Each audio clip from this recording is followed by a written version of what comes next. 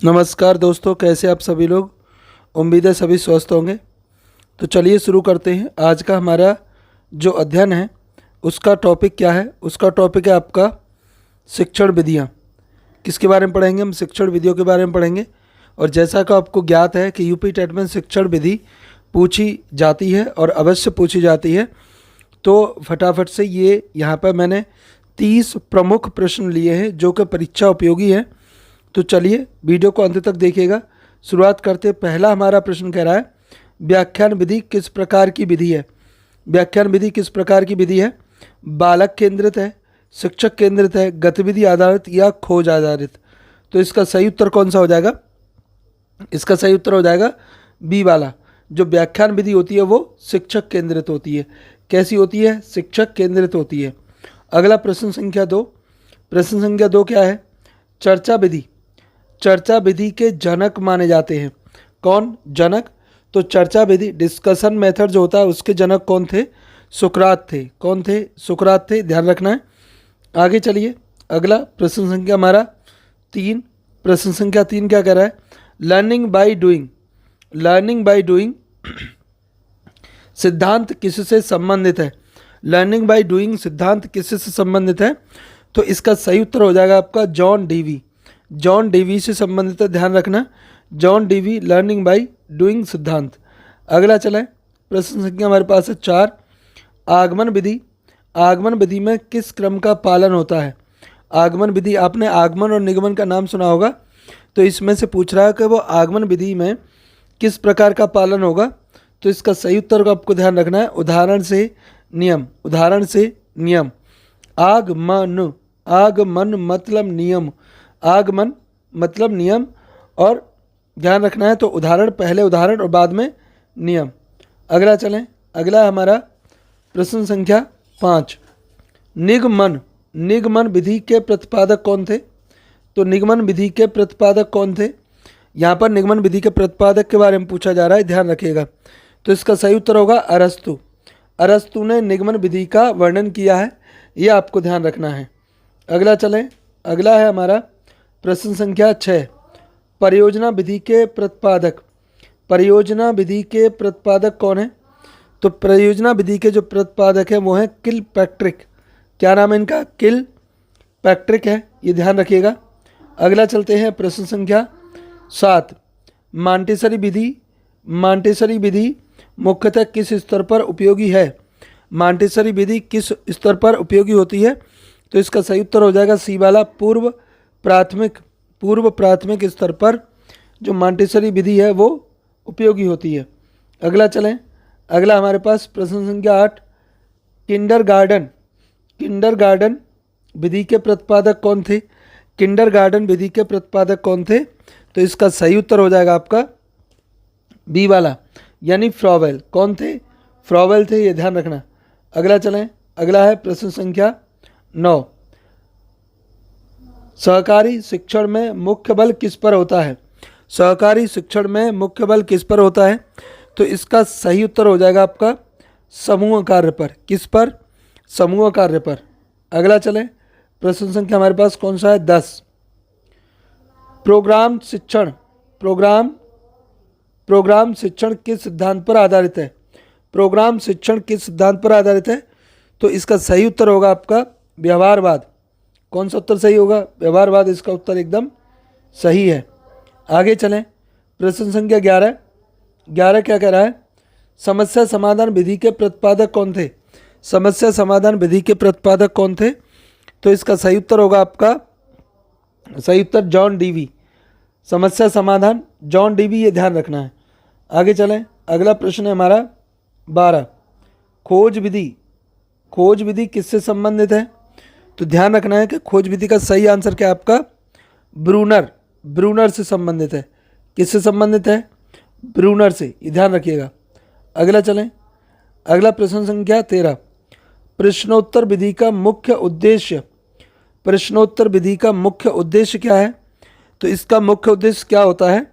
इसका मुख्य उद्देश्य होता है संवाद द्वारा ज्ञान। संवाद द्वारा ज्ञान। अगला चलिए प्रश्न संख्या 14।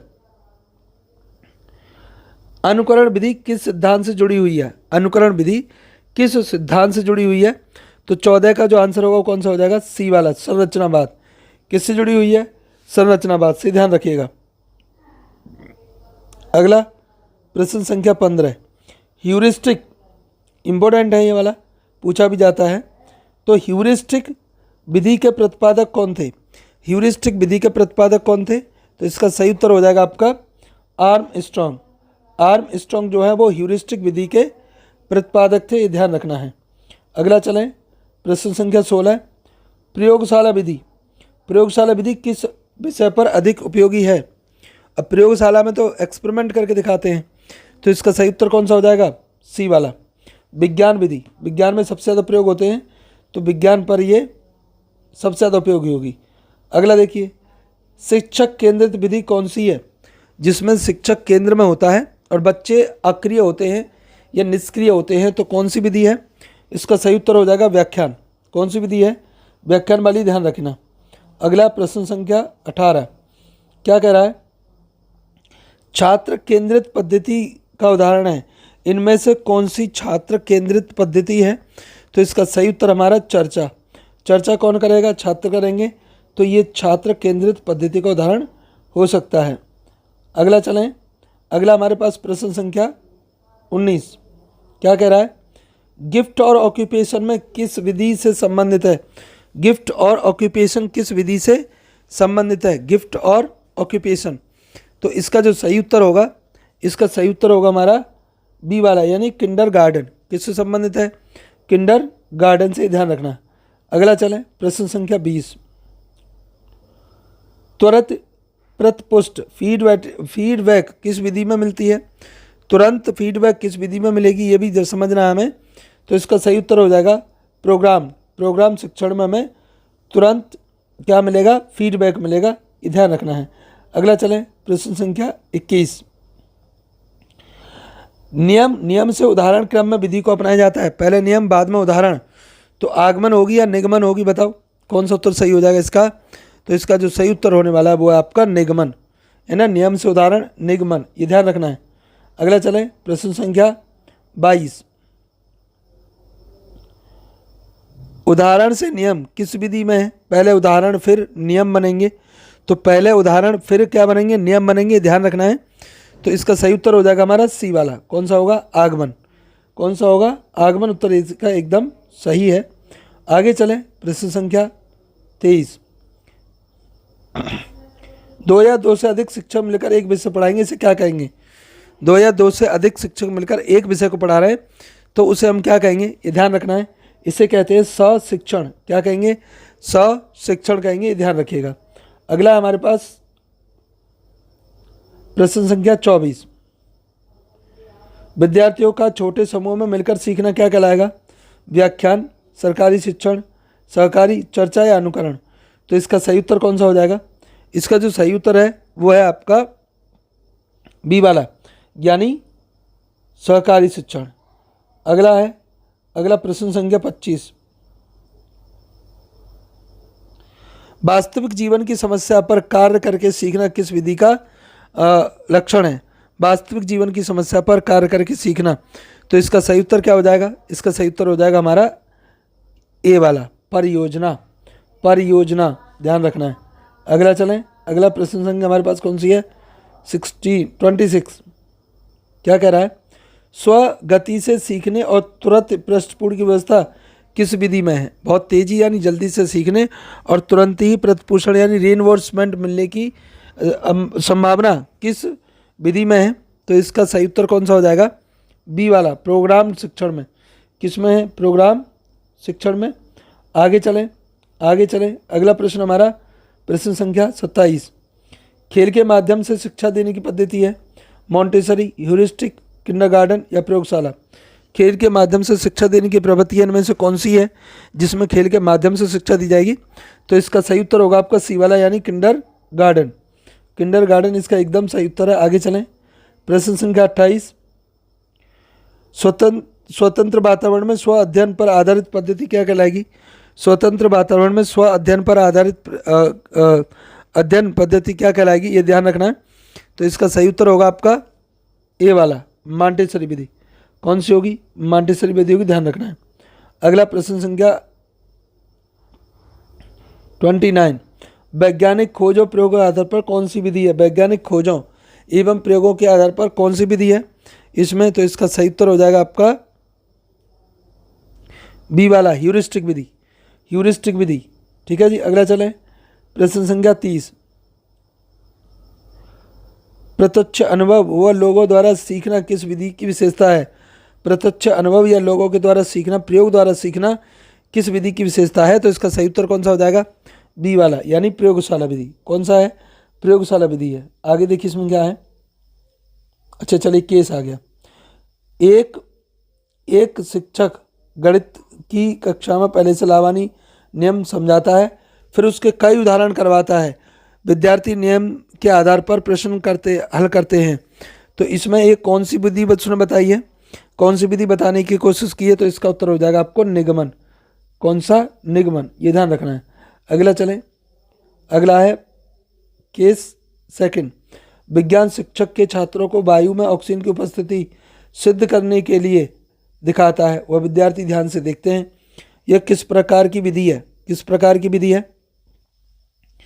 तो इसका जो सही उत्तर होगा वो कौन सा होगा हमारा?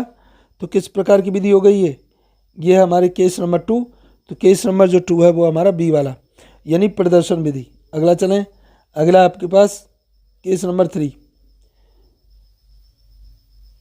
कक्षा में शिक्षक विद्यार्थियों को समूह बांटकर स्वच्छता अभियान पर प्रोजेक्ट तैयार करने को कहता है। प्रोजेक्ट योजना बनाते हैं, विद्यार्थी योजना बनाते हैं, एक डेटा एकत्रित करते हैं और प्रस्तुति देते हैं। तो इसमें यह शिक्षण किस विधि का उदाहरण है? शिक्षण जो है वो किस विधि का उदाहरण है? तो आपको ये बताना है।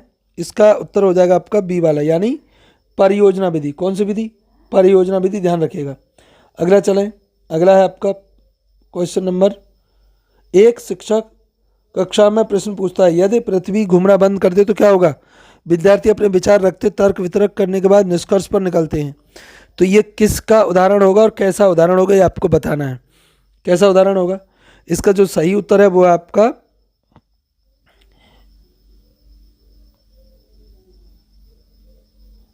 पहले वाला, ठीक है। तो चर्चा विधि का उदाहरण होगा। किस विधि का होगा? चर्चा विधि का होगा, ध्यान रखना है। अगला चलें, अगला और अंतिम प्रश्न, एक प्राथमिक कक्षा में बच्चों को रंगीन मोतियों व लकड़ियों के बॉक्स में गिनती सिखाई जाती है। बच्चे स्वतंत्र रूप से सामग्री का उपयोग करना सीखते हैं। यह कौन सी पद्धति है? यह कौन सी पद्धति आपको बताना है। तो इसका सही जो उत्तर होगा वो होगा हमारा मांटेसरी विधि। कौन सी विधि? मांटेसरी विधि, ध्यान रखिएगा, ठीक है। तो यह आज की हमारी वीडियो थी। अगर आप वीडियो अच्छी लगी हो तो कमेंट जरूर करिएगा और लाइक प्लीज़, ये दो चीज़ें ज़रूर किया करो। तब तक के फिर मिलेंगे, तब तक के लिए धन्यवाद।